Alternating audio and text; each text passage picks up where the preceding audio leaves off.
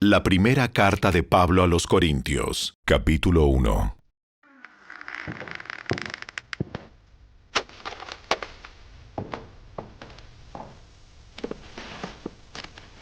Yo, Pablo, elegido por la voluntad de Dios para ser un apóstol de Cristo Jesús, escribo esta carta junto con nuestro hermano Sóstenes. Va dirigida a la iglesia de Dios en Corinto, a ustedes que han sido llamados por Dios para ser su pueblo santo. Él los hizo santos por medio de Cristo Jesús, tal como lo hizo con todos los que en todas partes invocan el nombre de nuestro Señor Jesucristo, Señor de ellos y de nosotros. Que Dios, nuestro Padre, y el Señor Jesucristo les den gracia y paz. Siempre doy gracias a mi Dios por ustedes y por los dones inmerecidos que les dio ahora que pertenecen a Cristo Jesús. Por medio de Él, Dios ha enriquecido la iglesia de ustedes en todo sentido, con toda la elocuencia y todo el conocimiento que tienen. Eso confirma que es verdad lo que les dije acerca de Cristo. Ahora tienen todos los dones espirituales que necesitan, mientras esperan con anhelo el regreso de nuestro Señor Jesucristo. Él los mantendrá firmes hasta el final, para que estén libres de toda culpa el día que nuestro Señor Jesucristo vuelva. Dios lo hará, porque Él es fiel para hacer lo que dice, y los ha invitado a que tengan comunión con su Hijo, Jesucristo, nuestro Señor. Amados hermanos, les ruego por la autoridad de nuestro Señor Jesucristo que vivan en armonía los unos con los otros, que no haya divisiones en la iglesia. Por el contrario, sean todos de un mismo parecer, unidos en pensamiento y propósito. Pues algunos de la casa de Cloé me contaron de las peleas entre ustedes, mis amados hermanos. Algunos de ustedes dicen, yo soy seguidor de Pablo. Otros dicen, yo sigo a Apolos, o yo sigo a Pedro, o yo sigo únicamente a Cristo. ¿Acaso Cristo está dividido en facciones? ¿Fui yo, Pablo, crucificado por ustedes? ¿Fue alguno de ustedes bautizado en el nombre de Pablo? Por supuesto que no. Agradezco a Dios que no bauticé a ninguno de ustedes excepto a Crispo y a Gayo, porque ahora nadie puede decir que fue bautizado en mi nombre. Sí. También bauticé a los de la casa de Estéfanas, pero no recuerdo haber bautizado a nadie más. Pues Cristo no me envió a bautizar, sino a predicar la buena noticia, y no con palabras ingeniosas, por temor a que la cruz de Cristo perdiera su poder. El mensaje de la cruz es una ridiculez para los que van rumbo a la destrucción. Pero nosotros, que vamos en camino a la salvación, sabemos que es el poder mismo de Dios. Como dicen las Escrituras, destruiré la sabiduría de los sabios y desecharé la inteligencia de los inteligentes. Así que, ¿dónde deja eso a los filósofos, a los estudiosos y a los especialistas en debates de este mundo? Dios ha hecho que la sabiduría de este mundo parezca una ridiculez, ya que Dios, en su sabiduría, se aseguró de que el mundo nunca lo conociera por medio de la sabiduría humana.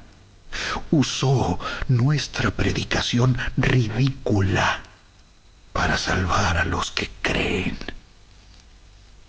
Es ridícula para los judíos, que piden señales del cielo, y es ridícula para los griegos, que buscan la sabiduría humana.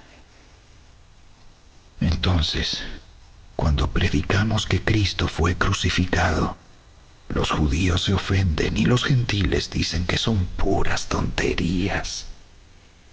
Sin embargo, para los que Dios llamó a la salvación, tanto judíos como gentiles, Cristo es el poder de Dios y la sabiduría de Dios.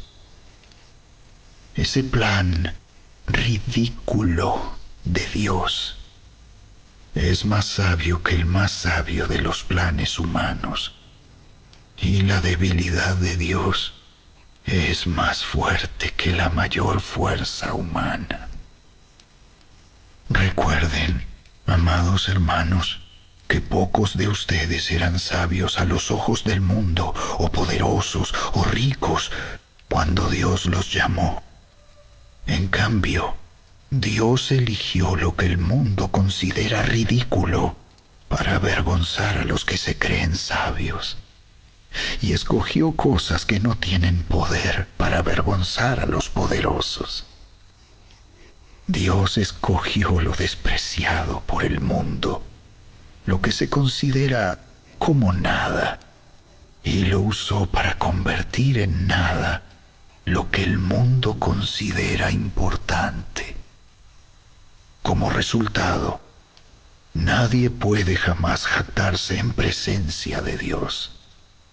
Dios los ha unido a ustedes con Cristo Jesús.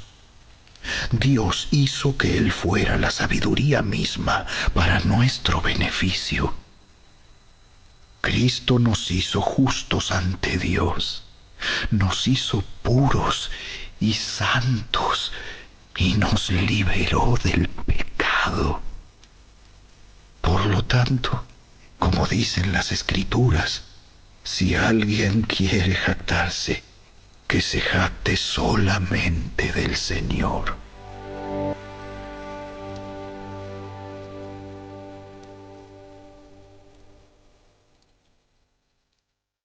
La primera carta de Pablo a los Corintios, capítulo 2.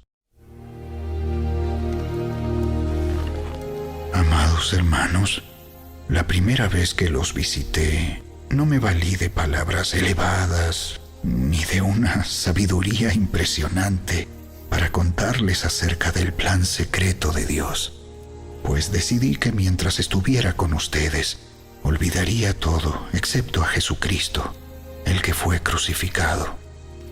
Me acerqué a ustedes en debilidad, con timidez y temblor, y mi mensaje y mi predicación fueron muy sencillos. En lugar de usar discursos ingeniosos y persuasivos, confié solamente en el poder del Espíritu Santo. Lo hice así para que ustedes no confiaran en la sabiduría humana, sino en el poder de Dios. Sin embargo, cuando estoy con creyentes maduros, sí hablo con palabras de sabiduría, pero no la clase de sabiduría que pertenece a este mundo o a los gobernantes de este mundo, quienes pronto son olvidados. No, la sabiduría de la que hablamos es el misterio de Dios. Su plan que antes estaba escondido, aunque Él lo hizo para nuestra gloria final, aún antes que comenzara el mundo. Pero los gobernantes de este mundo no lo entendieron. Si lo hubieran hecho, no habrían crucificado a nuestro glorioso Señor. A eso se refieren las Escrituras cuando dicen: ningún ojo ha visto, ningún oído ha escuchado, ninguna mente ha imaginado lo que Dios tiene preparado para quienes lo aman. Pero fue a nosotros a quienes Dios reveló esas cosas por medio de su Espíritu. Pues su Espíritu investiga todo a fondo y nos muestra los secretos profundos de Dios. Nadie puede conocer los pensamientos de una persona excepto el propio Espíritu de esa persona. y nadie puede conocer los pensamientos de Dios excepto el propio Espíritu de Dios. Y nosotros hemos recibido al Espíritu de Dios, no al espíritu del mundo, de manera que podemos conocer las cosas maravillosas que Dios nos ha regalado. Les decimos estas cosas sin emplear palabras que provienen de la sabiduría humana. En cambio, hablamos con palabras que el Espíritu nos da, usando las palabras del Espíritu para explicar las verdades espirituales. Pero los que no son espirituales no pueden recibir esas verdades de parte del Espíritu de Dios.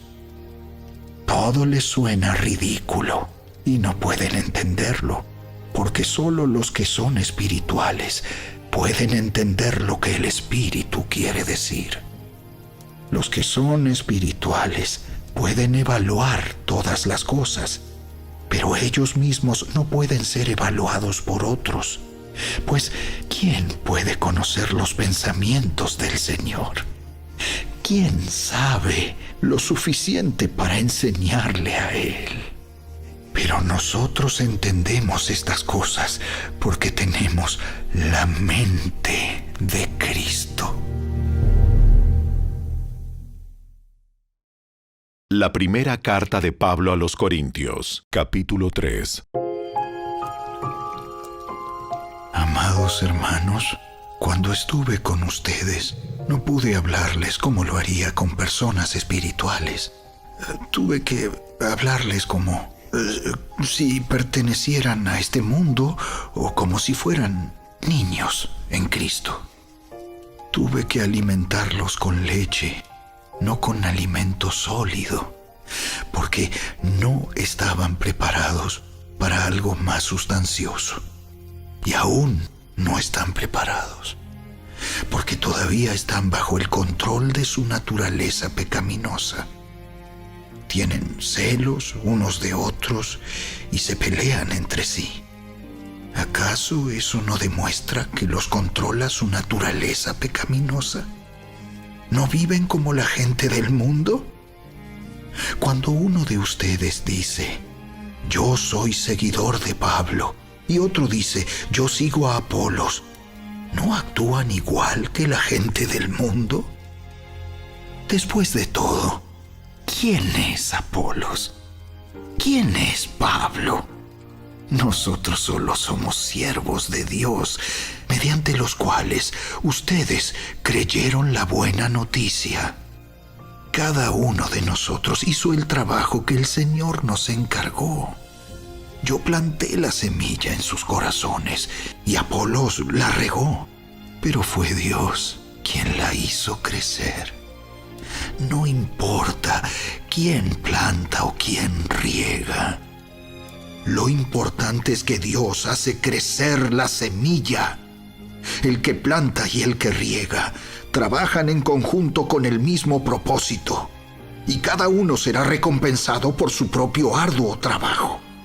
Pues ambos somos trabajadores de Dios, y ustedes son el campo de cultivo de Dios, son el edificio de Dios. Por la gracia que Dios me dio, yo eché los cimientos como un experto en construcción. Ahora otros edifican encima, pero cualquiera que edifique sobre este fundamento tiene que tener mucho cuidado. Pues nadie puede poner un fundamento distinto del que ya tenemos, que es Jesucristo. El que edifique sobre este fundamento podrá usar una variedad de materiales: oro, plata, joyas, madera, heno o paja. Pero el día del juicio, el fuego revelará la clase de obra que cada constructor ha hecho. El fuego mostrará si la obra de alguien tiene algún valor. Si la obra permanece, ese constructor recibirá una recompensa. Pero si la obra se consume, el constructor sufrirá una gran pérdida.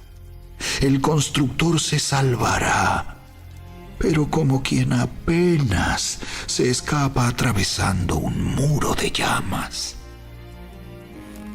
¿No se dan cuenta de que todos ustedes juntos son el templo de Dios y que el Espíritu de Dios vive en ustedes?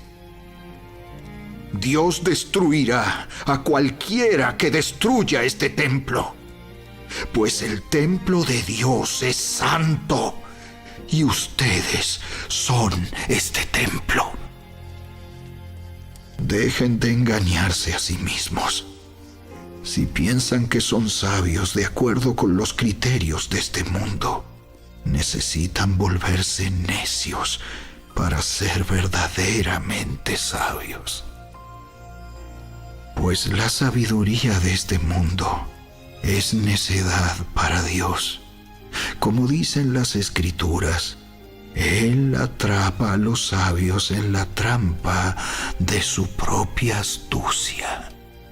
Y también el Señor conoce los pensamientos de los sabios, sabe que no valen nada. Así que no se jacten de seguir a un líder humano en particular, pues a ustedes les pertenece todo, ya sea Pablo, o Apolos, o Pedro, o el mundo, o la vida y la muerte, o el presente y el futuro. Todo les pertenece a ustedes, y ustedes pertenecen a Cristo, y Cristo pertenece a Dios.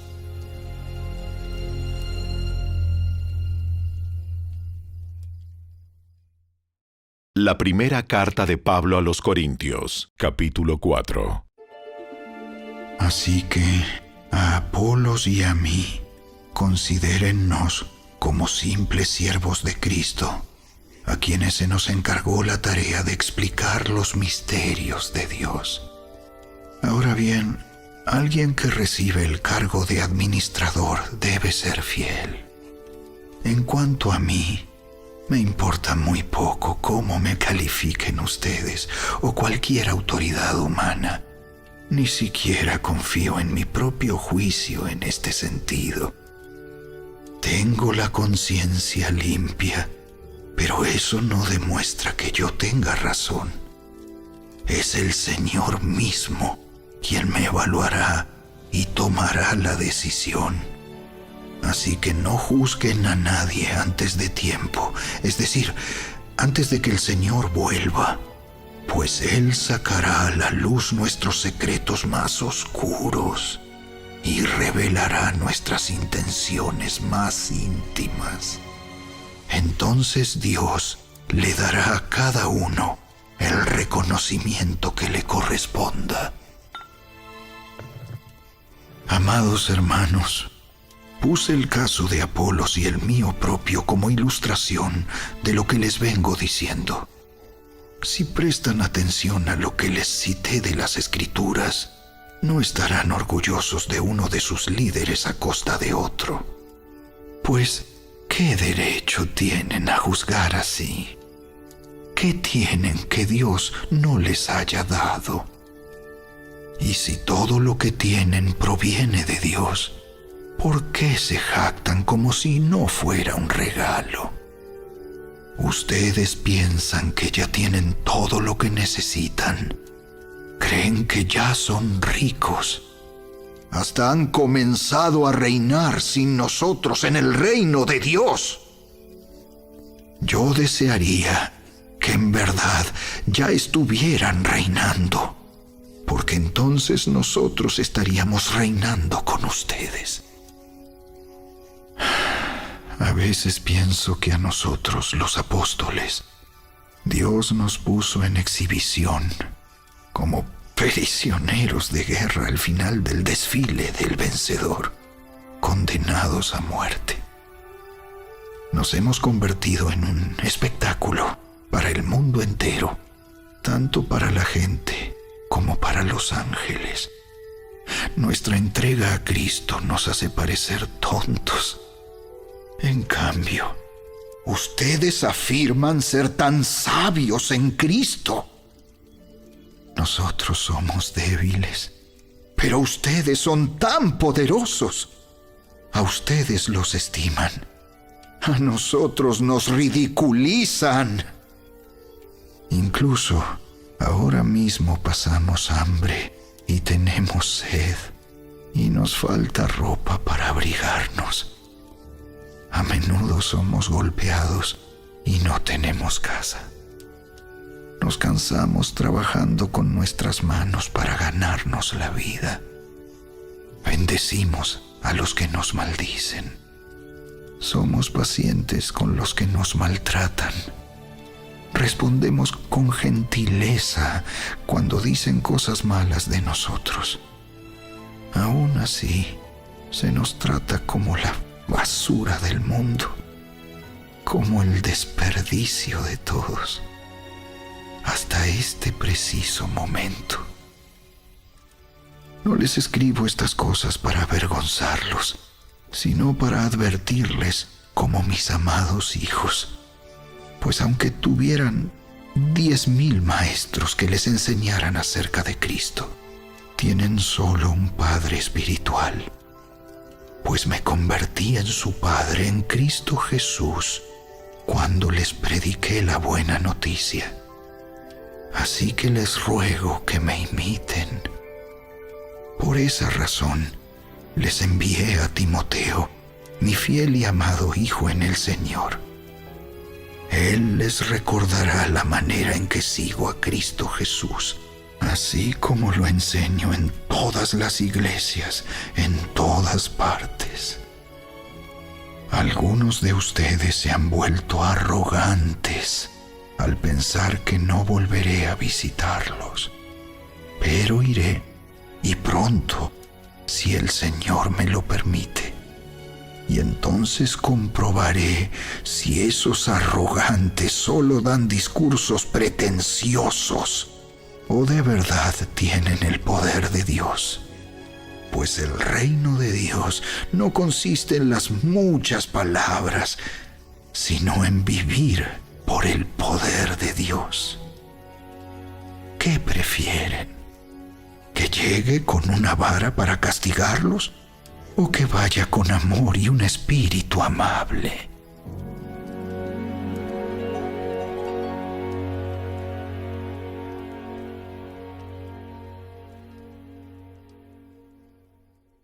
La primera carta de Pablo a los Corintios, capítulo 5. Me cuesta creer lo que me informan acerca de la inmoralidad sexual que hay entre ustedes.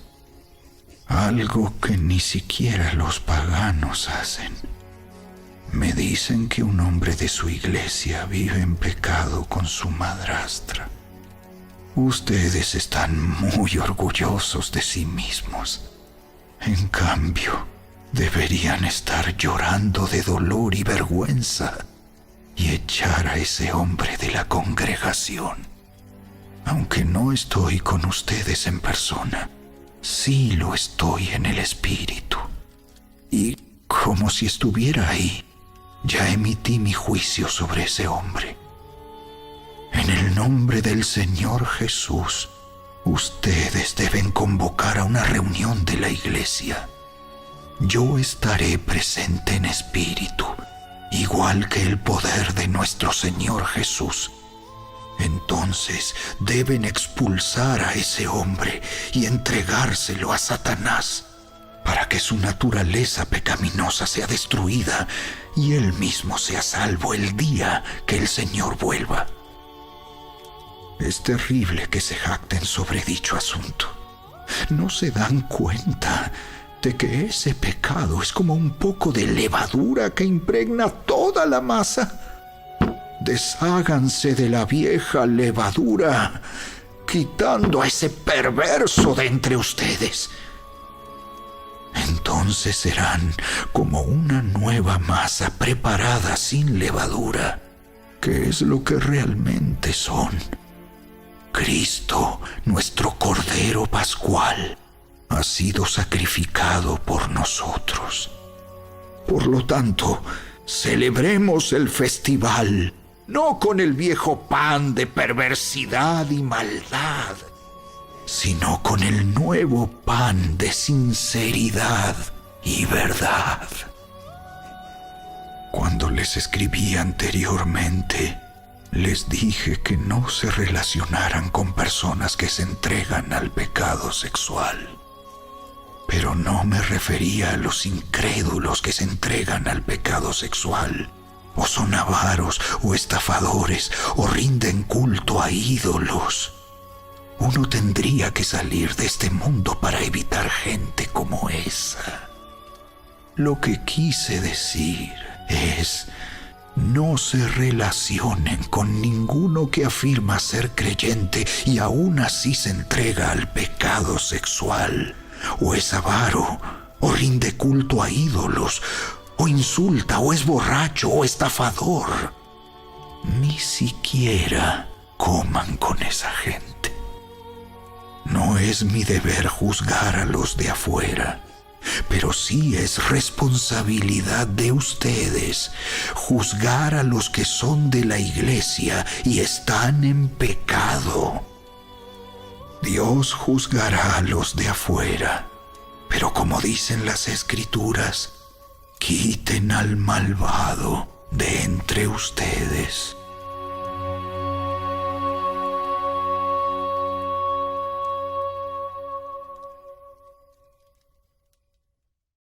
La primera carta de Pablo a los Corintios, capítulo 6.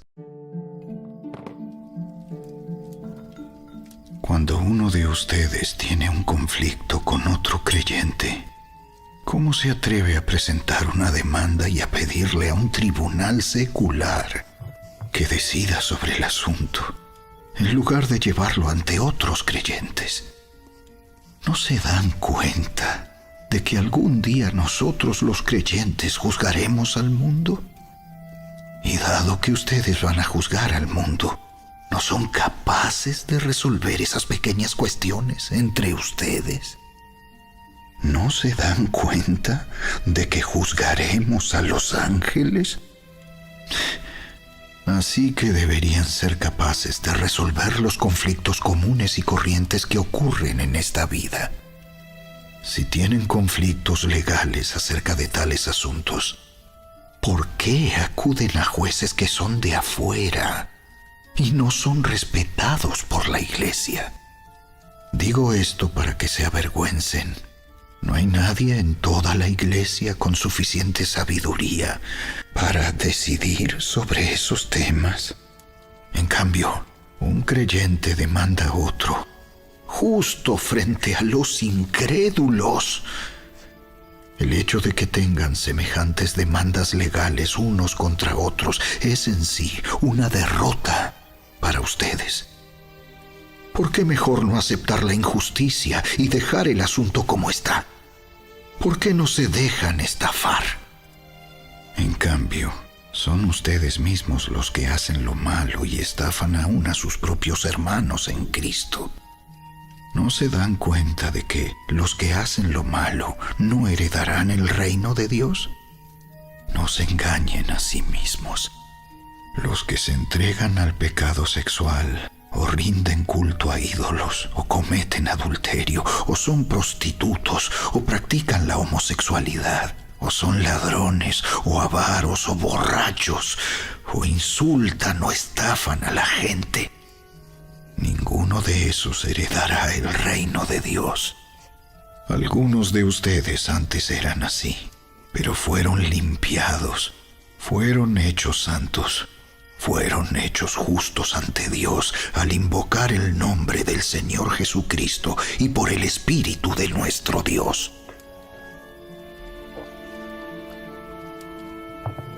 Ustedes dicen, se me permite hacer cualquier cosa, pero no todo les conviene.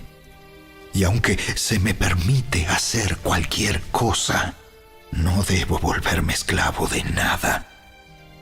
Ustedes dicen, la comida se hizo para el estómago y el estómago para la comida. Eso es cierto, aunque un día Dios acabará con ambas cosas. Pero ustedes no pueden decir que nuestro cuerpo fue creado para la inmoralidad sexual. Fue creado para el Señor, y al Señor le importa nuestro cuerpo. Y Dios nos levantará de los muertos con su poder, tal como levantó de los muertos a nuestro Señor. ¿No se dan cuenta de que sus cuerpos en realidad son miembros de Cristo? ¿Acaso un hombre debería tomar su cuerpo, que es parte de Cristo, y unirlo a una prostituta? ¡Jamás! ¿Y no se dan cuenta de que si un hombre se une a una prostituta, se hace un solo cuerpo con ella?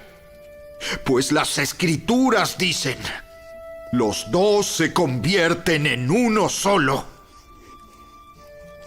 Pero la persona que se une al Señor es un solo espíritu con Él. ¡Huyan del pecado sexual!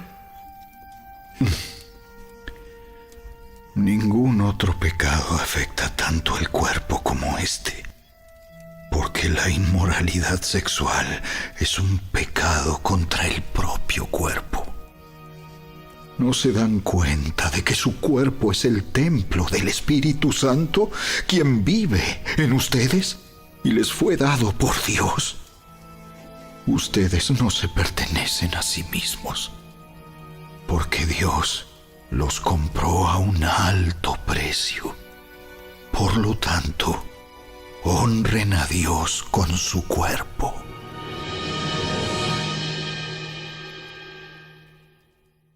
La primera carta de Pablo a los Corintios, capítulo 7.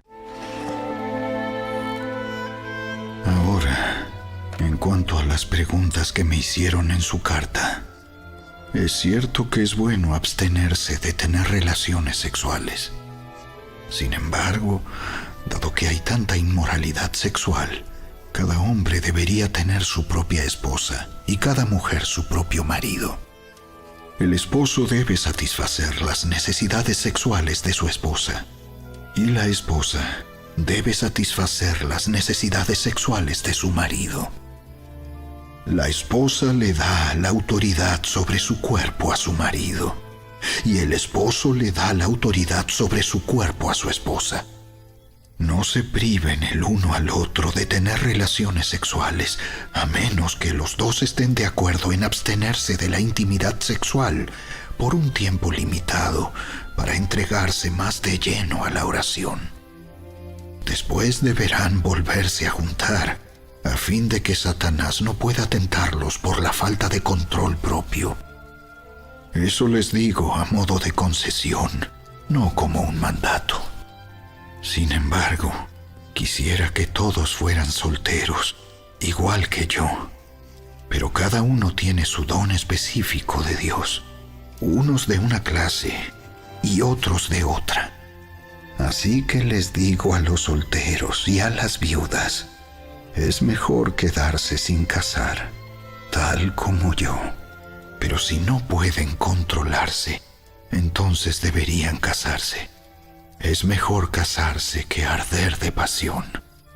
No obstante, para los que ya están casados, tengo un mandato que no proviene de mí sino del Señor.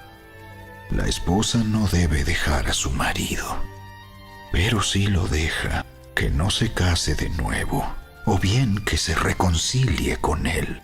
Y el marido no debe dejar a su esposa.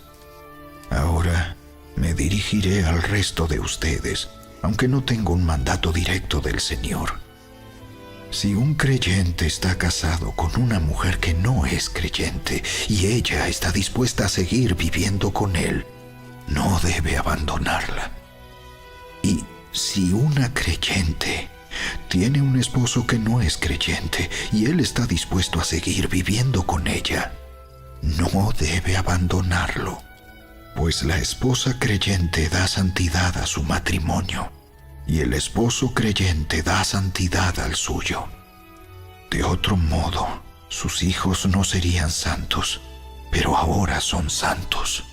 En cambio, si el esposo o la esposa que no es creyente insiste en irse, dejen que se vaya.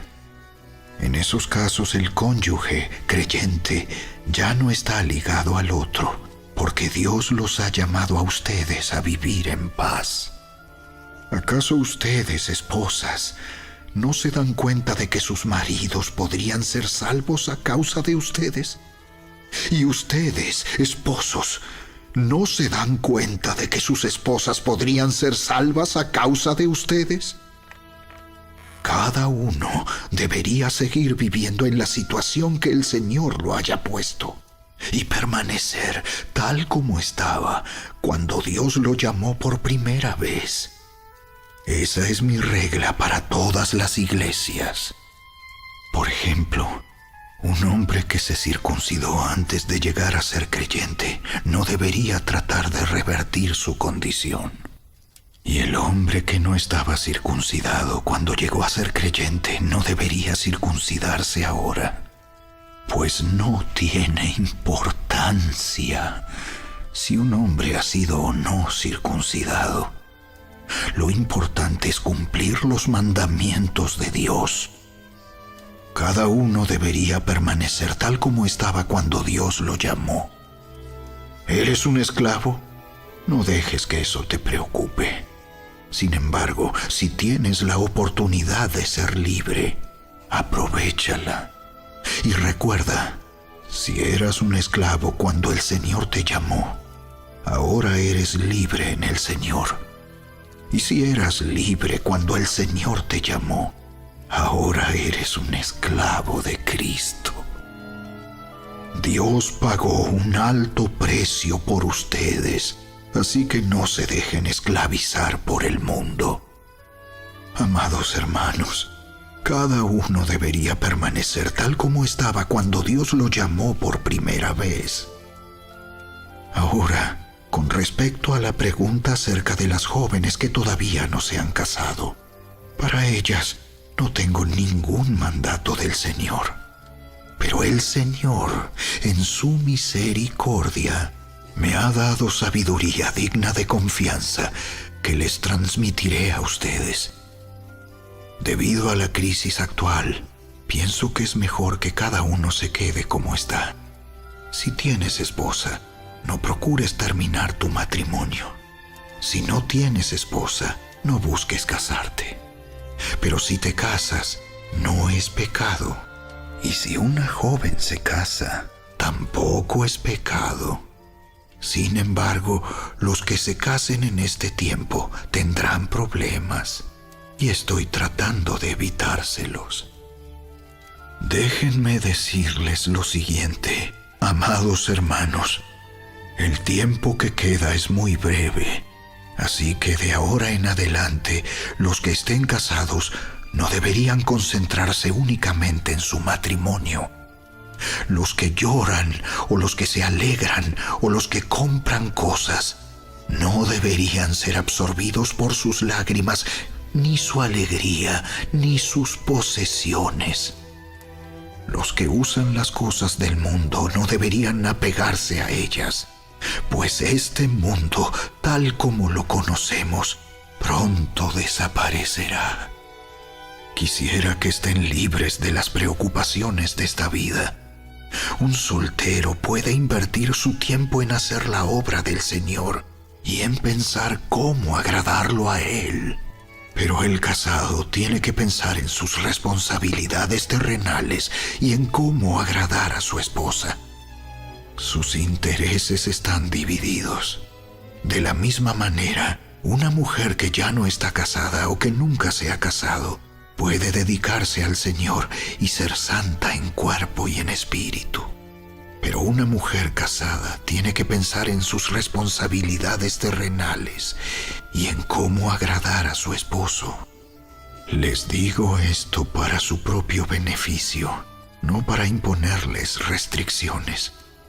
Mi deseo es que hagan todo lo que les ayude a servir mejor al Señor, con la menor cantidad de distracciones posibles. No obstante, si un hombre piensa que está tratando a su prometida en forma impropia y que inevitablemente cederá a sus pasiones, que se case con ella como él desea.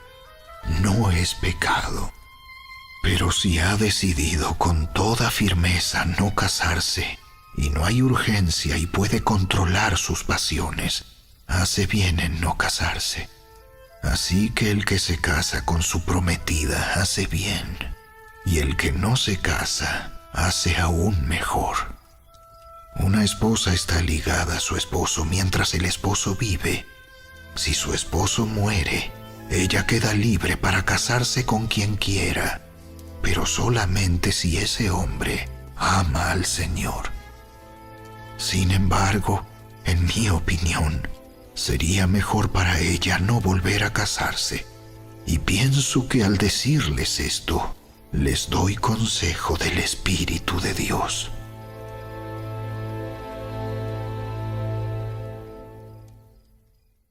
La primera carta de Pablo a los Corintios, capítulo 8. Ahora, con respecto a la pregunta acerca de la comida que ha sido ofrecida a ídolos, es cierto, sabemos que todos tenemos conocimiento sobre este tema. Sin embargo, mientras que el conocimiento nos hace sentir importantes, es el amor lo que fortalece a la iglesia. El que afirma que lo sabe todo, en realidad, no es que sepa mucho. Pero la persona que ama a Dios es a quien Dios reconoce. Entonces, ¿qué acerca de comer carne ofrecida a ídolos? Pues sabemos que un ídolo no es en verdad un Dios y que hay solo un Dios. Puede que existan esos llamados dioses, tanto en el cielo como en la tierra, y algunas personas de hecho rinden culto a muchos dioses y a muchos señores. Pero para nosotros hay un Dios, el Padre, por quien todas las cosas fueron creadas y para quien vivimos. Y hay un Señor, Jesucristo, por medio de quien todas las cosas fueron creadas y por medio de quien vivimos. Sin embargo, no todos los creyentes saben esto.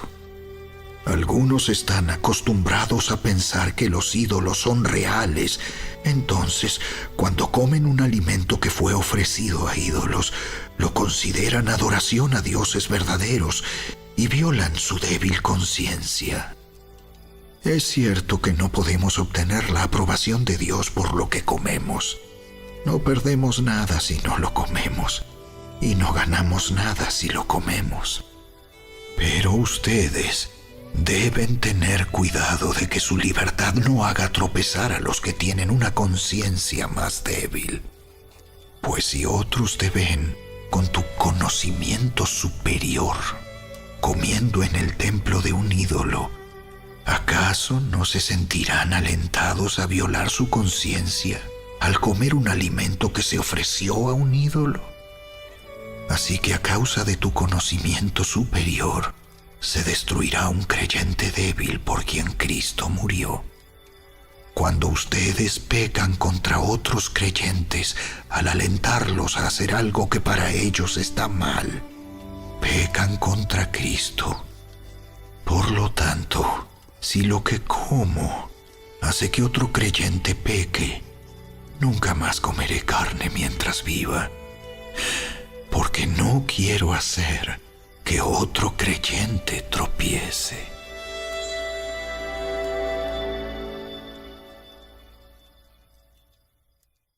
La primera carta de Pablo a los Corintios, capítulo 9. ¿Acaso no soy tan libre como cualquier otro? ¿No soy apóstol? ¿No he visto a Jesús nuestro Señor con mis propios ojos? ¿No es gracias a mi trabajo que ustedes pertenecen al Señor? Aunque otros piensen que no soy apóstol, ciertamente para ustedes lo soy. Ustedes mismos son la prueba de que soy apóstol del Señor. Esta es mi respuesta a los que cuestionan mi autoridad. ¿Acaso no tenemos derecho de hospedarnos con ustedes y compartir sus comidas? ¿No tenemos derecho a llevar con nosotros a una esposa creyente como lo hacen los demás apóstoles y los hermanos del Señor y como lo hace Pedro? O Bernabé y yo somos los únicos que tenemos que trabajar para sostenernos. ¿Qué soldado tiene que pagar sus propios gastos? ¿Qué agricultor planta un viñedo y no tiene derecho a comer de su fruto? ¿A qué pastor que cuida de su rebaño de ovejas no se le permite beber un poco de la leche? ¿Expreso meramente una opinión humana? ¿O dice la ley lo mismo? Porque la ley de Moisés dice: no le pongas bozal al buey para impedirle que coma mientras trilla el grano. ¿Acaso pensaba Dios únicamente en bueyes cuando dijo eso? ¿No nos hablaba a nosotros en realidad? Claro que sí. Se escribió para nosotros, a fin de que tanto el que ara como el que trilla el grano puedan esperar una porción de la cosecha. Ya que hemos plantado la semilla espiritual entre ustedes, ¿no tenemos derecho a cosechar el alimento y la bebida material? Si ustedes sostienen a otros que les predican, ¿no deberíamos tener nosotros aún mayor derecho a que nos sostengan? Pero nunca nos hemos valido de ese derecho. Preferiríamos soportar cualquier cosa antes que ser un obstáculo a la buena noticia acerca de Cristo. ¿No se dan cuenta de que los que trabajan en el templo obtienen sus alimentos de las ofrendas que se llevan al templo? Y los que sirven en el altar reciben una porción de lo que se ofrece como sacrificio. Del mismo modo, el Señor ordenó que los que predican la buena noticia sean sostenidos por los que reciben el beneficio del mensaje. Sin embargo, yo jamás me he valido de ninguno de esos derechos. Y no escribo esto para sugerir que es mi deseo comenzar a hacerlo ahora. De hecho, preferiría morir antes que perder mi derecho a jactarme de predicar sin cobrar. Sin embargo, predicar la buena noticia no es algo de lo que pueda jactarme. Estoy obligado por Dios a hacerlo. Qué terrible sería para mí si no predicara la buena noticia. Si lo hiciera por mi propia iniciativa, merecería que me paguen. Pero no tengo opción, porque Dios me ha encomendado este deber sagrado. ¿Cuál es entonces mi paga? Es la oportunidad de predicar la buena noticia sin cobrarle a nadie. Por esa razón, nunca reclamo mis derechos cuando predico la buena noticia. A pesar de que soy un hombre libre y sin amo, me he hecho esclavo de todos para llevar a muchos a Cristo. Cuando estaba con los judíos, vivía como un judío para llevar a los judíos a Cristo. Cuando estaba con los que siguen la ley judía, yo también vivía bajo esa ley. A pesar de que no estoy sujeto a la ley, me sujetaba a ella para poder llevar a Cristo a los que están bajo la ley. Cuando estoy con los gentiles, quienes no siguen la ley judía, yo también vivo independiente de esa ley para poder llevarlos a Cristo. Pero no ignoro la ley de Dios. Obedezco la ley de Cristo. Cuando estoy con los que son débiles, me hago débil con ellos, porque deseo llevar a los débiles a Cristo. Sí, con todos trato de encontrar algo que tengamos en común. Y hago todo lo posible para salvar a algunos. Hago lo que sea para difundir la buena noticia y participar de sus bendiciones. ¿No se dan cuenta de que en una carrera todos corren, pero solo una persona se lleva el premio? Así que corran para ganar. Todos los atletas se entrenan con disciplina. Lo hacen para ganar un premio que se desvanecerá. Pero nosotros lo hacemos por un premio eterno. Por eso yo corro cada paso con propósito. No solo doy golpes al aire, disciplino mi cuerpo como lo hace un atleta. Lo entreno para que haga lo que debe hacer. De lo contrario, temo que después de predicarles a otros, yo mismo quede descalificado.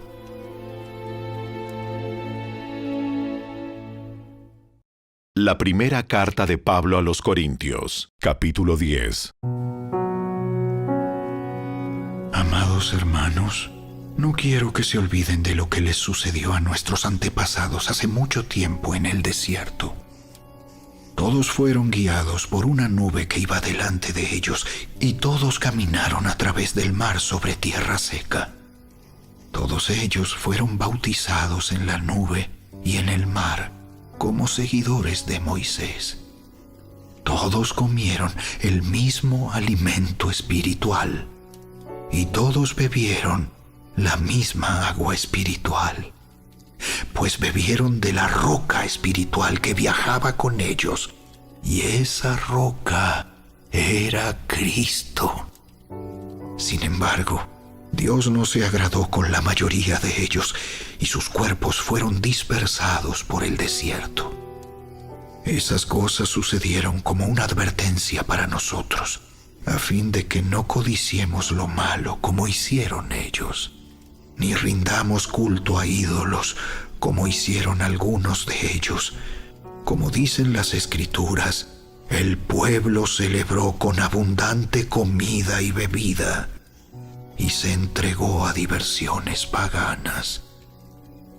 Y no debemos cometer inmoralidad sexual como hicieron algunos de ellos, lo cual causó la muerte de 23,000 personas en un solo día. Tampoco deberíamos poner a prueba a Cristo, como hicieron algunos de ellos, y luego murieron mordidos por serpientes. Y no murmuren como lo hicieron algunos de ellos, y luego el ángel de la muerte los destruyó. Esas cosas les sucedieron a ellos como ejemplo para nosotros. Se pusieron por escrito para que nos sirvieran de advertencia a los que vivimos en el fin de los tiempos. Si ustedes piensan que están firmes, tengan cuidado de no caer. Las tentaciones que enfrentan en su vida no son distintas de las que otros atraviesan. Y Dios es fiel. No permitirá que la tentación sea mayor de lo que puedan soportar. Cuando sean tentados, Él les mostrará una salida para que puedan resistir. Por lo tanto, mis queridos amigos, huyan de la adoración a los ídolos. Ustedes son personas razonables. Juzguen por sí mismos si lo que digo es cierto. Cuando bendecimos la copa en la mesa del Señor, ¿no participamos en la sangre de Cristo? Y cuando partimos el pan, ¿no participamos en el cuerpo de Cristo? Aunque somos muchos, todos comemos de un mismo pan, con lo cual demostramos que somos un solo cuerpo. Piensen en el pueblo de Israel. ¿No estaban unidos al comer de los sacrificios del altar? ¿Qué es lo que trato de decir? ¿Que la comida ofrecida a ídolos tiene alguna importancia o que los ídolos son dioses verdaderos? No, de ninguna manera. Lo que digo es que esos sacrificios se ofrecen a los demonios, no a Dios. Y no quiero que ustedes tengan parte con los demonios. Ustedes no pueden beber de la copa del Señor y también de la copa de los demonios. No pueden comer de la mesa del Señor y también de la mesa de los demonios. ¿Qué? ¿Acaso nos atreveremos a despertar los celos del Señor? ¿Piensan que somos más fuertes que Él? Ustedes dicen, se me permite hacer cualquier cosa, pero no todo les conviene. Dicen, se me permite hacer cualquier cosa, pero no todo trae beneficio. No se preocupen por su propio bien, sino por el bien de los demás. Así que pueden comer cualquier carne que se venda en el mercado, sin preguntar nada por motivos de conciencia, pues la tierra es del Señor y todo lo que hay en ella. Si alguien que no es creyente los invita a cenar a su casa, acepten la invitación si desean. Coman todo lo que les ofrezcan, sin preguntar nada por motivos de conciencia. Pero supongamos que alguien les dice, esta carne se ofreció a un ídolo. No la coman, por respeto a la conciencia del que lo dijo. Tal vez no sea una cuestión de conciencia para ustedes, pero lo es para la otra persona. Pues ¿por qué tendría que ser restringida mi libertad por lo que piensa otra persona? Si puedo darle gracias a Dios por la comida y disfrutarla, ¿por qué debería ser condenado por comerla? Así que, sea que coman o beban o cualquier otra cosa que hagan, háganlo todo para la gloria de Dios. No ofendan a los judíos, ni a los gentiles, ni a la iglesia de Dios. Yo también trato de complacer a todos en todo lo que hago. No hago solo lo que es mejor para mí. Hago lo que es mejor para otros, a fin de que muchos sean salvos.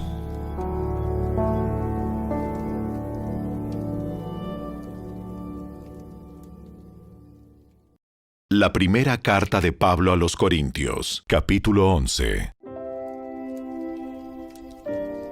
Y ustedes deberían imitarme a mí, así como yo imito a Cristo. Cuánto me alegro de que ustedes siempre me tienen en sus pensamientos y de que siguen las enseñanzas que les transmití. Pero hay algo que quiero que sepan. La cabeza de todo hombre es Cristo.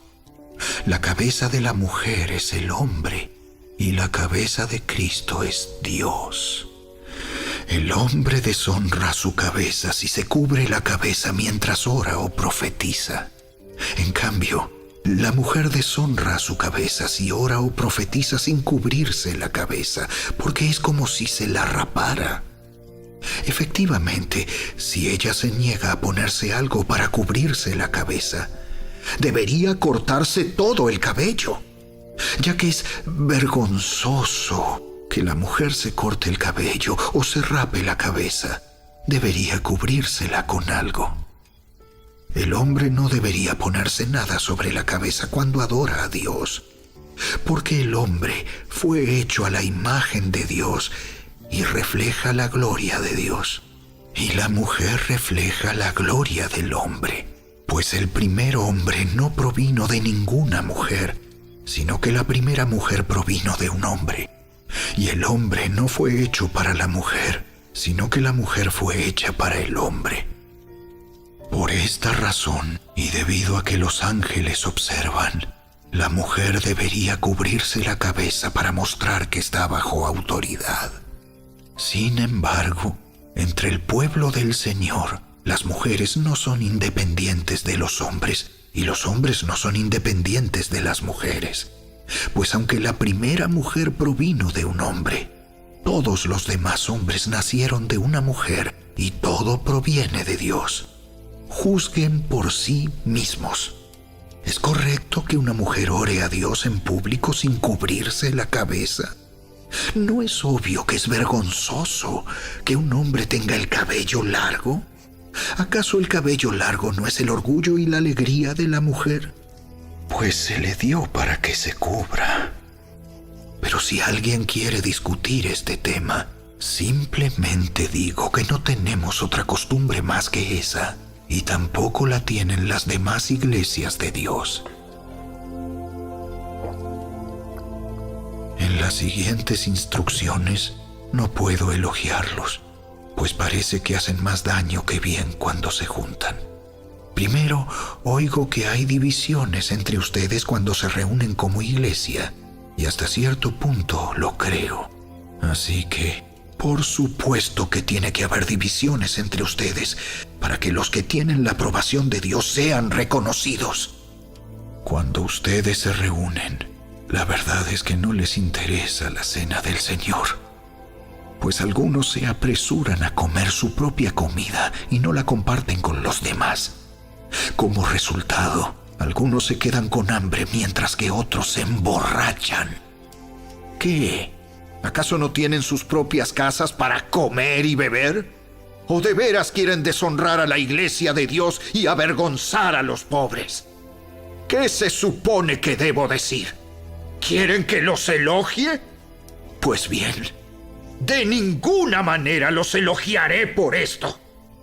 Pues yo les transmito lo que recibí del Señor mismo. La noche en que fue traicionado, el Señor Jesús tomó pan y dio gracias a Dios por ese pan. Luego lo partió en trozos y dijo: Esto es mi cuerpo, el cual es entregado por ustedes. Hagan esto en memoria de mí. De la misma manera, tomó en sus manos la copa de vino después de la cena y dijo: Esta copa es el nuevo pacto entre Dios y su pueblo, un acuerdo confirmado con mi sangre. Hagan esto en memoria de mí todas las veces que la beban, pues cada vez que coman este pan y beban de esta copa, anuncian la muerte del Señor hasta que Él vuelva. Por lo tanto, cualquiera que coma este pan o beba de esta copa del Señor en forma indigna es culpable de pecar contra el cuerpo y la sangre del Señor. Por esta razón, cada uno debería examinarse a sí mismo antes de comer el pan y beber de la copa. Pues si alguno come el pan y bebe de la copa sin honrar el cuerpo de Cristo, come y bebe el juicio de Dios sobre sí mismo. Esa es la razón por la que muchos de ustedes son débiles y están enfermos, y algunos incluso han muerto. Si nos examináramos a nosotros mismos, Dios no nos juzgaría de esa manera.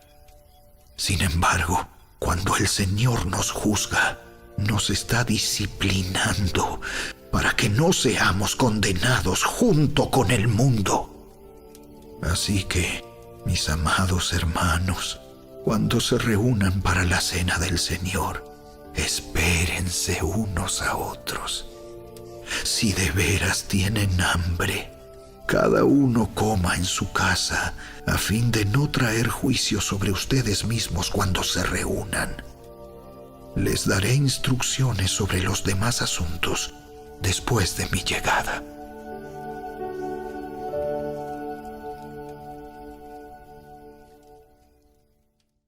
La primera carta de Pablo a los Corintios, capítulo 12.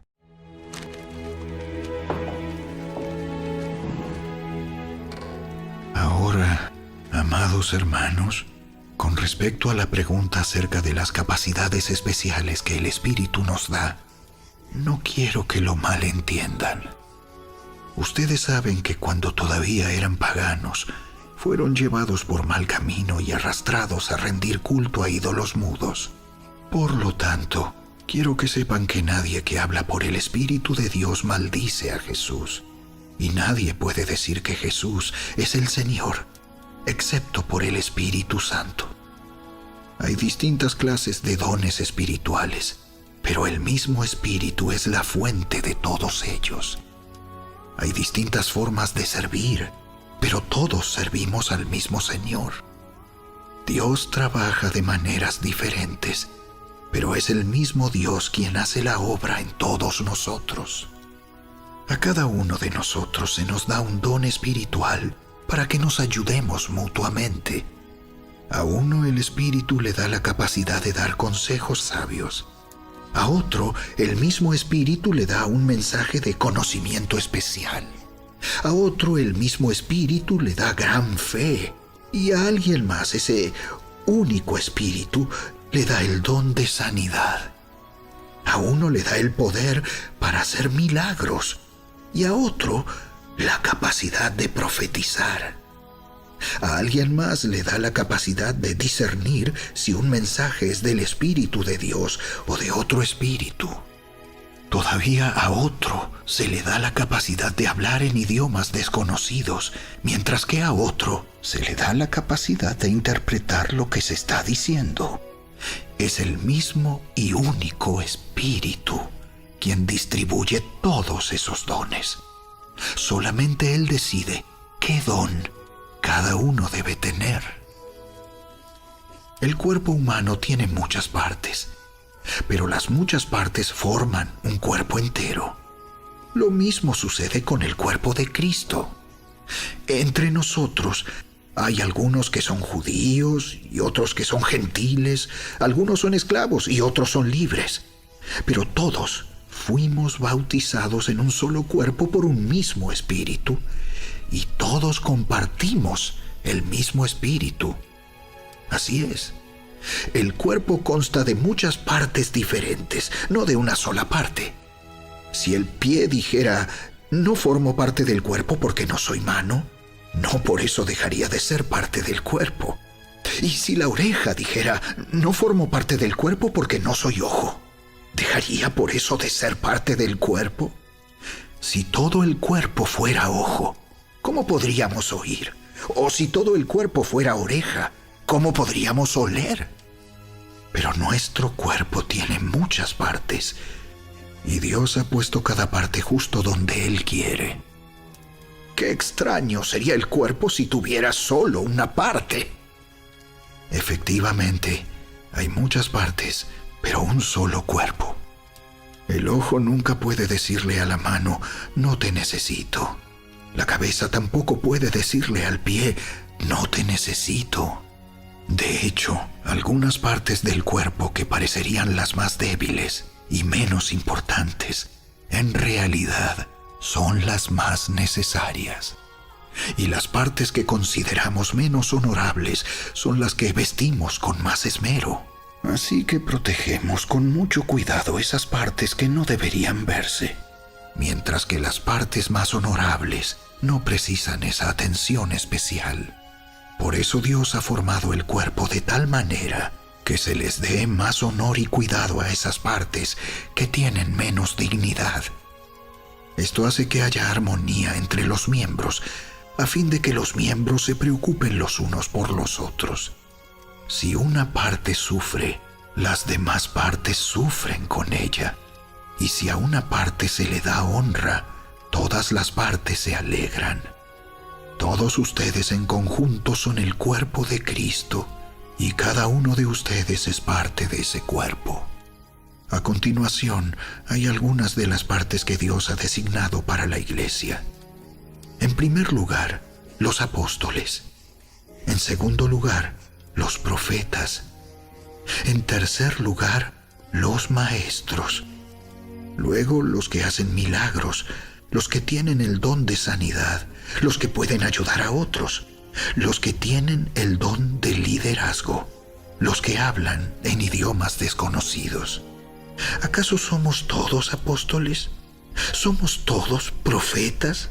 ¿Somos todos maestros? ¿Tenemos todos el poder de hacer milagros? ¿Tenemos todos el don de sanidad? ¿Tenemos todos la capacidad de hablar en idiomas desconocidos? ¿Tenemos todos la capacidad de interpretar idiomas desconocidos? Por supuesto que no. Por lo tanto, ustedes deberían desear encarecidamente los dones que son de más ayuda. Pero ahora déjenme mostrarles una manera de vida que supera a todas las demás.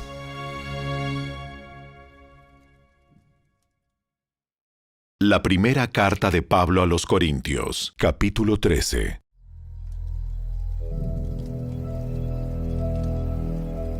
Si pudiera hablar todos los idiomas del mundo y de los ángeles, pero no amar a los demás, yo solo sería un metal ruidoso o un címbalo que resuena. Si tuviera el don de profecía y entendiera todos los planes secretos de Dios y contara con todo el conocimiento, y si tuviera una fe que me hiciera capaz de mover montañas, pero no amara a otros, yo no sería nada. Si diera todo lo que tengo a los pobres y hasta sacrificara mi cuerpo, podría jactarme de eso. Pero si no amara a los demás, no habría logrado nada. El amor es paciente y bondadoso. El amor no es celoso, ni fanfarrón, ni orgulloso, ni ofensivo. No exige que las cosas se hagan a su manera. No se irrita ni lleva un registro de las ofensas recibidas. No se alegra de la injusticia, sino que se alegra cuando la verdad triunfa. El amor nunca se da por vencido. Jamás pierde la fe. Siempre tiene esperanzas y se mantiene firme en toda circunstancia. La profecía, el hablar en idiomas desconocidos y el conocimiento especial se volverán inútiles, pero el amor durará para siempre. Ahora, nuestro conocimiento es parcial e incompleto, y aún el don de profecía revela solo una parte de todo el panorama. Sin embargo, cuando llegue el tiempo de la perfección, esas cosas parciales se volverán inútiles. Cuando yo era niño, hablaba, pensaba y razonaba como un niño. Pero cuando crecí, dejé atrás las cosas de niño. Ahora vemos todo de manera imperfecta, como reflejos desconcertantes. Pero luego veremos todo con perfecta claridad. Todo lo que ahora conozco es parcial e incompleto, pero luego conoceré todo por completo. Tal como Dios ya me conoce a mí completamente. 3 cosas durarán para siempre: la fe, la esperanza y el amor. Y la mayor de las 3 es el amor.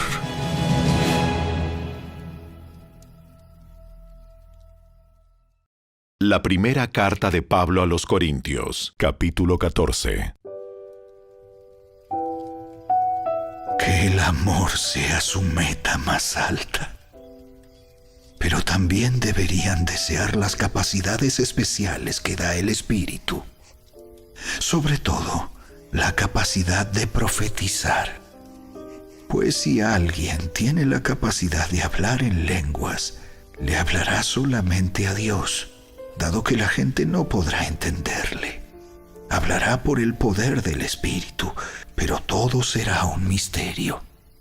En cambio, el que profetiza fortalece a otros, los anima y los consuela. La persona que habla en lenguas se fortalece a sí misma, pero el que dice una palabra de profecía fortalece a toda la iglesia. Yo desearía que todos pudieran hablar en lenguas, pero más aún me gustaría que todos pudieran profetizar, pues la profecía es superior que hablar en lenguas, a menos que alguien interprete lo que se dice para que toda la iglesia se fortalezca. Amados hermanos, si yo fuera a visitarlos y les hablara en un idioma desconocido, ¿de qué les serviría a ustedes? En cambio, si les llevo una revelación, o un conocimiento especial, o una profecía, o una enseñanza, eso sí les sería de ayuda. Aún los instrumentos inanimados como la flauta y el arpa tienen que emitir sonidos nítidos, o nadie reconocerá la melodía. Si el toque de trompeta no es entendible, ¿cómo sabrán los soldados que se les llama a la batalla?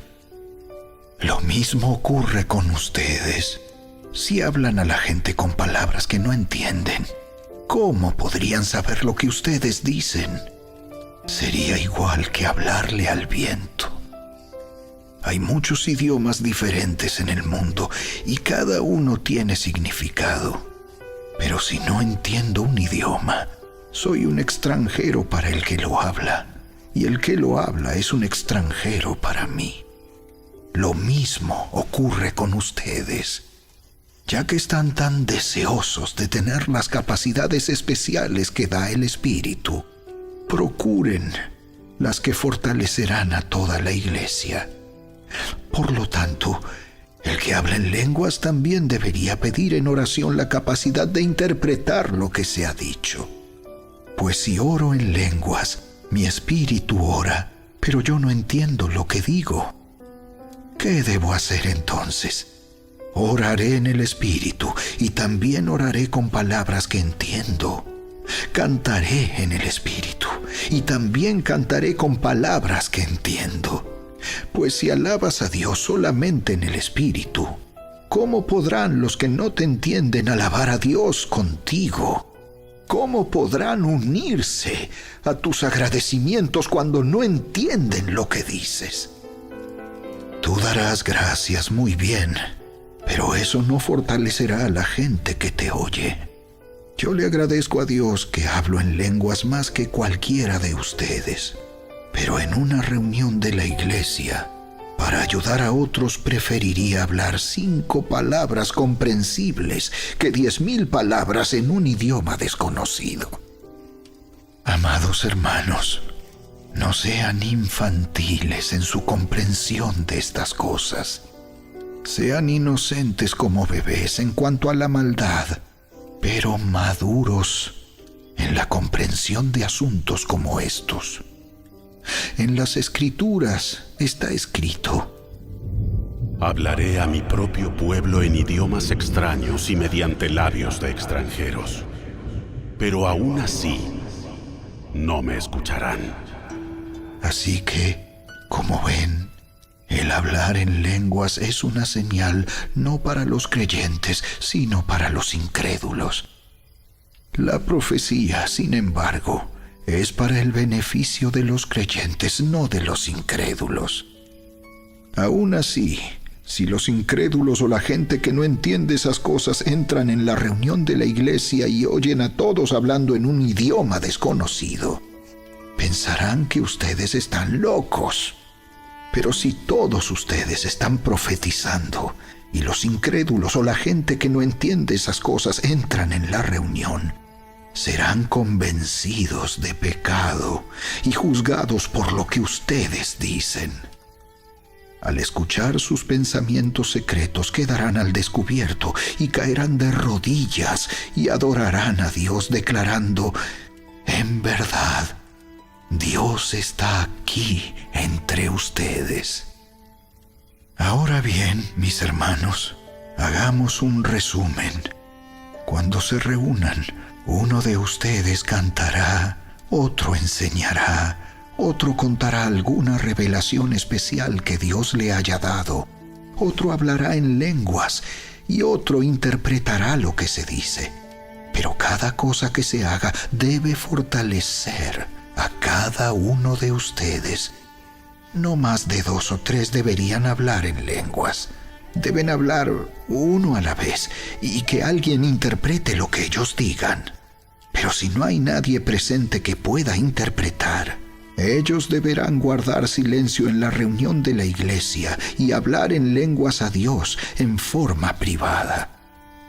Que 2 o 3 personas profeticen y que los demás evalúen lo que se dice. Pero si alguien está profetizando y otra persona recibe una revelación del Señor, el que está hablando debe callarse. De esa manera, todos los que profeticen tendrán su turno para hablar, uno después de otro, para que todos aprendan y sean alentados.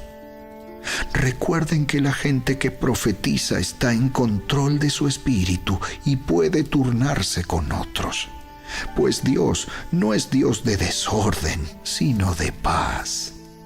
Como en todas las reuniones del pueblo santo de Dios, las mujeres deben guardar silencio durante las reuniones de la iglesia. No es apropiado que hablen. Deben ser sumisas, tal como dice la ley. Si tienen preguntas, que le pregunten a su marido en casa, porque no es apropiado que las mujeres hablen en las reuniones de la iglesia. ¿O acaso piensan, corintios, que la palabra de Dios se originó con ustedes? ¿Son ustedes los únicos a quienes fue entregada? Si alguien afirma ser profeta o piensa que es espiritual, debería reconocer que lo que digo es un mandato del Señor mismo. Pero si no lo reconoce, Él tampoco será reconocido. Por lo tanto, mis amados hermanos, con todo corazón deseen profetizar y no prohíban que se hablen lenguas. Pero asegúrense de que todo se haga de forma apropiada y con orden.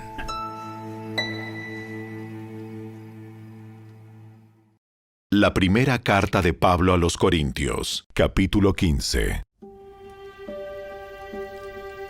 Ahora, amados hermanos, permítanme recordarles la buena noticia que ya les prediqué.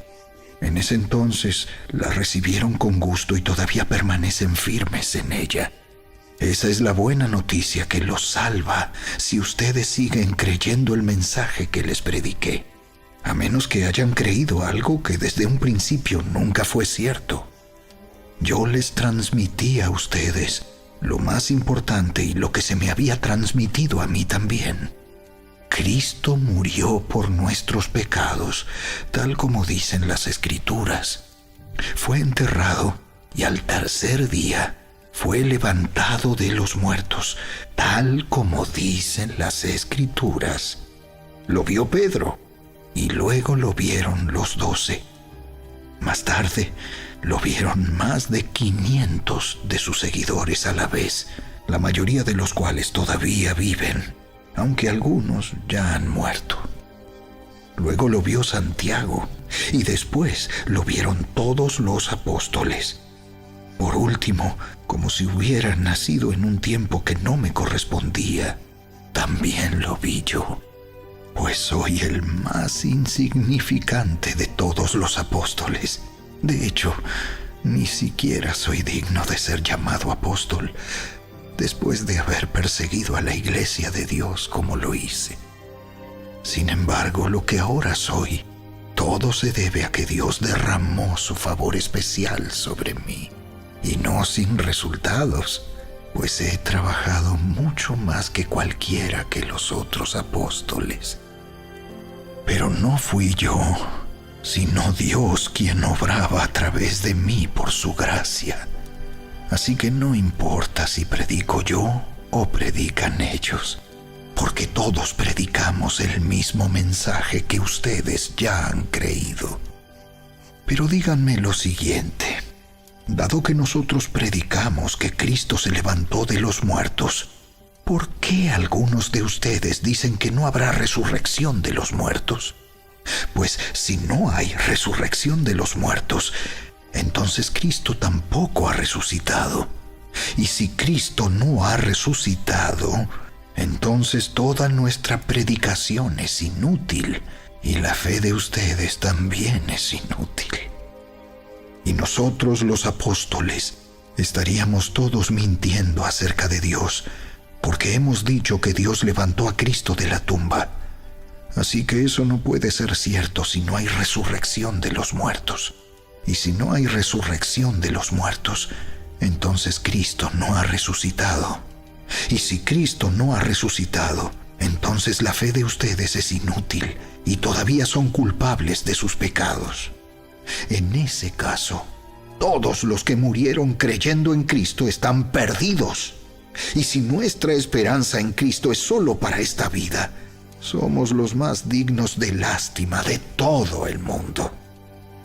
Lo cierto es que Cristo sí resucitó de los muertos.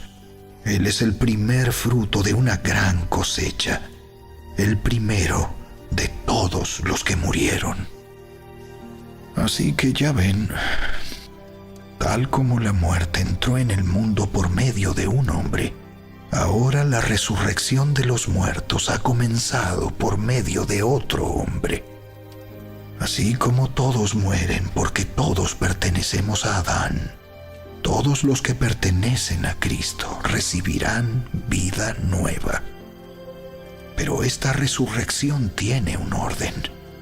Cristo fue resucitado como el primero de la cosecha. Luego todos los que pertenecen a Cristo serán resucitados cuando Él regrese. Después de eso, vendrá el fin, cuando Él le entregará el reino a Dios el Padre, luego de destruir a todo gobernante y poder y toda autoridad. Pues Cristo tiene que reinar hasta que humille a todos sus enemigos debajo de sus pies. Y el último enemigo que será destruido es la muerte. Pues las Escrituras dicen: Dios ha puesto todas las cosas bajo su autoridad. Claro que cuando dice todas las cosas están bajo su autoridad, no incluye a Dios mismo, quien le dio a Cristo su autoridad. Entonces, cuando todas las cosas estén bajo su autoridad, el Hijo se pondrá a sí mismo bajo la autoridad de Dios, para que Dios, quien le dio a su Hijo la autoridad sobre todas las cosas, sea completamente supremo sobre todas las cosas en todas partes. Si los muertos no serán resucitados, ¿para qué se bautiza la gente por los que están muertos? ¿Para qué hacerlo, a menos que los muertos algún día resuciten? ¿Y para qué nosotros, a todas horas, pondríamos en peligro nuestra vida? Pues juro, amados hermanos, que todos los días enfrento la muerte. Esto es tan cierto como el orgullo que siento por lo que Cristo Jesús, nuestro Señor, ha hecho en ustedes. ¿Y qué valor hubo en luchar contra las fieras salvajes, esa gente de Éfeso, si no habrá resurrección de los muertos? Y si no hay resurrección, comamos y bebamos, que mañana moriremos.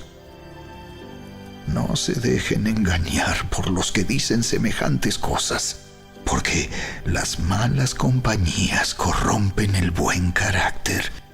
Piensen bien sobre lo que es correcto y dejen de pecar, pues para su vergüenza les digo que algunos de ustedes no conocen a Dios en absoluto. Pero alguien podría preguntar: ¿cómo resucitarán los muertos? ¿Qué clase de cuerpos tendrán? ¡Qué pregunta tan tonta! Cuando pones una semilla en la tierra, esta no crece y llega a ser una planta a menos que muera primero. Y lo que pones en el suelo no es la planta que crecerá, sino tan solo una simple semilla de trigo o de lo que estés sembrando. Luego Dios le da el cuerpo nuevo que Él quiere que tenga. De cada clase de semilla crece una planta diferente. De modo parecido, hay diferentes clases de carne. Una para los humanos, otra para los animales, otra para las aves y otra para los peces. También hay cuerpos en los cielos y cuerpos sobre la tierra. La gloria de los cuerpos celestiales es diferente de la gloria de los cuerpos terrenales. El sol tiene una clase de gloria, mientras que la luna tiene otra, y las estrellas tienen otra. y hasta las estrellas se diferencian unas de otras por la gloria de cada una. Lo mismo sucede con la resurrección de los muertos. Cuando morimos, nuestros cuerpos terrenales son plantados en la tierra, pero serán resucitados para que vivan por siempre. Nuestros cuerpos son enterrados en deshonra, pero serán resucitados en gloria. Son enterrados en debilidad, pero serán resucitados en fuerza. Son enterrados como cuerpos humanos naturales, pero serán resucitados como cuerpos espirituales, pues así como hay cuerpos naturales, también hay cuerpos espirituales. Las Escrituras nos dicen: el primer hombre, Adán, se convirtió en un ser viviente, pero el último Adán, es decir, Cristo, es un espíritu que da vida. Lo que primero viene es el cuerpo natural y más tarde viene el cuerpo espiritual. Adán, el primer hombre, fue formado del polvo de la tierra, mientras que Cristo, el segundo hombre, vino del cielo. Los que son terrenales son como el hombre terrenal, y los que son celestiales son como el hombre celestial. Al igual que ahora somos como el hombre terrenal, algún día seremos como el hombre celestial. Lo que les digo, amados hermanos, es que nuestros cuerpos físicos no pueden heredar el reino de Dios. Estos cuerpos que mueren no pueden heredar lo que durará para siempre. Pero permítanme revelarles un secreto maravilloso. No todos moriremos, pero todos seremos transformados. Sucederá en un instante, en un abrir y cerrar de ojos, cuando se toque la trompeta final. Pues cuando suene la trompeta, los que hayan muerto resucitarán para vivir por siempre. Y nosotros, los que estemos vivos, también seremos transformados, pues nuestros cuerpos mortales tienen que ser transformados en cuerpos que nunca morirán. Nuestros cuerpos mortales deben ser transformados en cuerpos inmortales. Entonces, cuando nuestros cuerpos mortales hayan sido transformados en cuerpos que nunca morirán, se cumplirá la siguiente escritura: la muerte es devorada en victoria. ¡Oh, muerte! ¿Dónde está tu victoria? ¡Oh, muerte! ¿Dónde está tu aguijón? Pues el pecado es el aguijón que termina en muerte, y la ley le da al pecado su poder. Pero gracias a Dios, Él nos da la victoria sobre el pecado y la muerte por medio de nuestro Señor Jesucristo. Por lo tanto, mis amados hermanos, permanezcan fuertes y constantes. Trabajen siempre para el Señor con entusiasmo, porque ustedes saben que nada de lo que hacen para el Señor es inútil.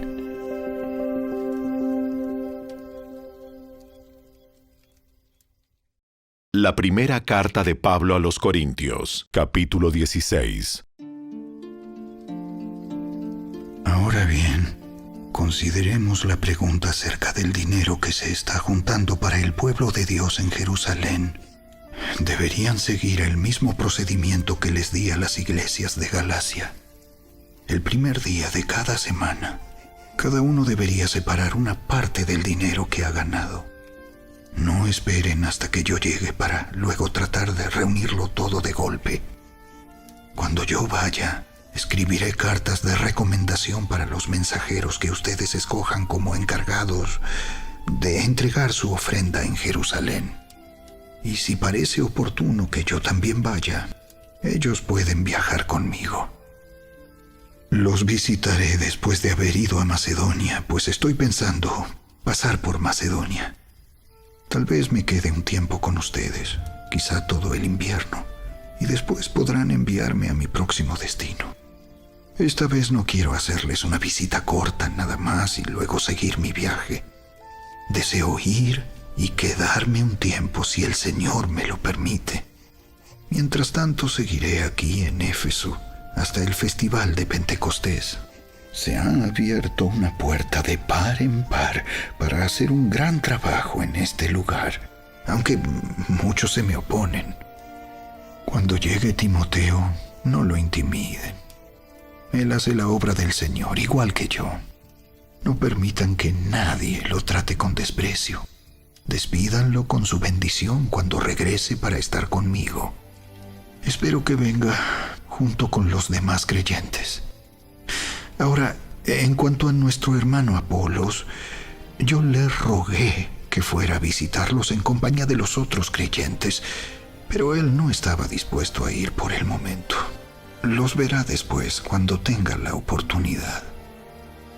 Estén alerta, permanezcan firmes en la fe, sean valientes, sean fuertes y hagan todo con amor. Ustedes ya saben que Estéfanas y los de su casa fueron los primeros frutos de la cosecha de creyentes en Grecia. Y ellos tienen su vida puesta al servicio del pueblo de Dios. Les ruego, amados hermanos, que se sometan a ellos y a otros como ellos, que sirven con tanta devoción. Estoy muy contento de que Estéfanas, Fortunato y Acaico hayan llegado. Ellos me han dado la ayuda que ustedes no pudieron darme al no estar aquí. Ellos también han sido de mucho aliento para mí, como lo fueron para ustedes. Muéstrenles agradecimiento a todos los que sirven así de bien. Las iglesias de aquí, en la provincia de Asia, les mandan saludos en el Señor, igual que Aquila y Priscila y todos los demás que se congregan en la casa de ellos para las reuniones de la iglesia. Todos los hermanos de aquí les envían saludos. Salúdense unos a otros con un beso santo. Este es mi saludo de puño y letra. Pablo. Si alguien no ama al Señor, tal persona es maldita. Señor nuestro, ven. Que la gracia del Señor Jesús sea con ustedes. Mi amor a todos ustedes en Cristo Jesús.